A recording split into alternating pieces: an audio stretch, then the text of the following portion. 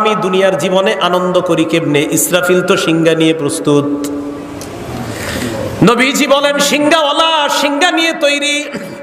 বলো তোমরা আমি দুনিয়াতে কিভাবে আনন্দ করি? সিংহাওয়ালা তো সিংহা নিয়ে রেডি। দেখছেন কি কথা? আমি আনন্দটা করবো কেমনে? সিংহাওয়ালা তো সিংহা নিয়ে রেডি, আমি আনন্দ করার তো টেনশনে সুযোগ পাই না। সিংহাওয়ালা তো প্রস্তুত, কখন না জানি ফু দিয়ে দেয়।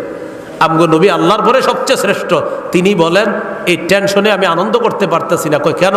সিংহাওয়ালা তো সিংহা নিয়ে বসে আছে, কখন ফু দিয়ে দেয়, আমি এই টেনশনে আনন্দ করি না।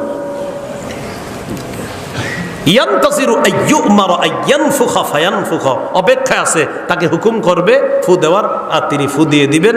এইভাবে আপনার ফু দেওয়ার পর প্রথম ফুয়ে কিয়ামত হয়ে যাবে, অর্থাৎ দুনিয়ার সব ধ্বংস হয়ে যাবে। দ্বিতীয় ফুয়ে মানুষগুলা হাসরের ময়দানে জমা হবে।